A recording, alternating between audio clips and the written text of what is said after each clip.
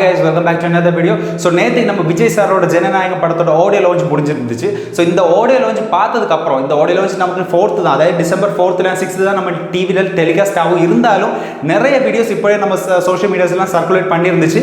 So இந்த videos எல்லாம் பார்த்ததுமே நமக்கு ஒரே ஒரு காரியம் மைண்டில் வர்றது என்னன்னா, உங்கள் பேருக்கு முன்னாடி நீங்கள் எவ்வளோ ஸ்டார் வேணாலும் போட்டுக்கோங்க, பேருக்கு முன்னாடி 10 ஸ்டார் போட்டுக்கோங்க, பேருக்கு பின்னாடி 10 ஸ்டார்னு போட்டுக்கோங்க, நீங்கள் உங்களே ஸ்டார்னு சொல்லிக்கோங்க. அதெல்லாம் இங்கே இல்லை. இங்கே நீங்கள் 1000 ஸ்டார் 2000 ஸ்டார் என்ன லட்சக்கணக்கில் ஸ்டார் வந்தாலும் தளபதிங்கிற ஒரே ஒரு பேர் தான் இங்கே இருக்குது. தளபதிங்கிறது ஒரு பிராண்ட். அந்த பிராண்டோட வேல்யூ தான் நம்ம நேற்றுக்கு பார்த்தோம். ஆடியோ லான்ச் மலேசியாவில் தான் நடந்துச்சு. ஆனால் இன்னுமே நமக்கு கன்ஃபியூஷன் இருக்குது, மலேசியாவா இல்லை தமிழ்நாடான. ஏன்னா அவ்வளோக்கு அவ்வளோ தமிழ் ஆளுகள் இங்கே இருந்து கிளம்பி அங்கே போயிருக்காங்க. ஒபியஸ்லி அங்கே தமிழ் ஆளுகள் இருக்காங்க, தமிழ் ரசிகர்கள் இருக்காங்க. இருந்தாலும் தமிழ்நாட்டிலேருந்து நிறைய பேர் மலேசியாவுக்கு டிக்கெட் எடுத்து போயிருக்காங்க. நமக்கு இது தெரிஞ்சுக்கலாம்.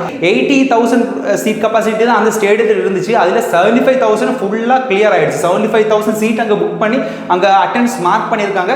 இது ஒரு புதிய சாதனை தான், இது ஒரு ஹிஸ்ட்ரினே சொல்லலாம். அங்கேருந்தே அந்த ஈவெண்ட் நடக்கும்போதே அங்கே மலேசியா புக் ஆஃப் ரெக்கார்ட்ஸில் அவங்க ஒரு என்ன சொல்கிறாங்க, இந்த ரெக்கார்ட் கிரியேட் பண்ணியிருக்காங்க. அதுக்கு ஒரு டோக்கன் ஆஃப் அப்ரிசியேஷன் அந்த தளபதிக்கு கைமாறி இருக்காங்க. இதுக்கு முன்னாடி நிறைய ஆக்டர்ஸோட ஆடியோ லான்ச்சஸ் எல்லாம் மலேசியாவில் நடந்திருக்கு. ஆனால் இவ்வளோக்கு இவ்வளோ கூட்டம், இவ்வளோ க்ரௌட் புல்லிங்கு, இந்த டிராஃபிக்கே ஜாம் ஆகிற மாதிரி ஒரு கூட்டத்தை அவங்க பார்த்ததில்லை. ஸோ இங்கே நார்மலி விஜய் சார் தமிழ்நாட்டில் எப்படி வரும்போது டிராஃபிக்லாம் பிளாக் ஆகுமோ, அதே மாதிரி தான் இந்த மலேசியா என்டையர் மலேசியாவும் பிளாக்காக இருக்குது. இவங்க விஜய் சாரை எப்படி பிக்கப் பண்ணுறாங்கன்னா, நார்மலி இந்த என்ன சொல்கிறது, வெளிநாட்டில் இருந்து இந்த பிரசிடென்ட்ஸ் எல்லாம் வருவாங்களா, மாதிரி அந்த ஒரு லெவல் செக்யூரிட்டிஸில் விஜய் சாரை கொண்டு வராங்கன்னு பார்த்துக்கோங்க. அவளோட க்ரௌட் புல்லிங் பவர் எவ்வளோ இருக்குன்னு. இப்போ நார்மல் ஆளுகள்லாம் அங்கே மலேசியா போகும்போது நார்மல் காரில் போய் இறங்குறது நம்ம பார்த்துருக்கோம். ஆனால் விஜய் சார் இந்த மலேசியாவில் வரான்னு சொன்னாலுமே அப்போவே இந்த ஃபேன்ஸ் அங்கே இந்த என்ன சொல்கிறது, மலேசியா ஃபேன்ஸே அங்கே ஏர்போர்ட் முன்னாடியே கூட்டிட்டாங்கன்னே சொல்லலாம். ஆடியோ லான்ச்சோட கிளிப்ஸ், இந்த விஜய் சார் பேசுகிற கிளிப்ஸ் எல்லாம் நிறைய வெளியில் வந்திருக்கு. ஸோ ஆப்வியஸ்லி நீங்கள் எல்லாரும் பார்த்துருப்பீங்க சோஷியல் மீடியானால நிறைய கிளிப்ஸ் எல்லாம் ஸ்ப்ரெட் ஆயிருக்கு, உங்களுக்கே தெரியும். ஸோ நம்ம பார்த்தாலே விஜய் சார் லாஸ்ட் டான்ஸ் ஸ்டெப்பில் போட்டுறது நம்ம பார்த்துருக்கோம். அது மாதிரி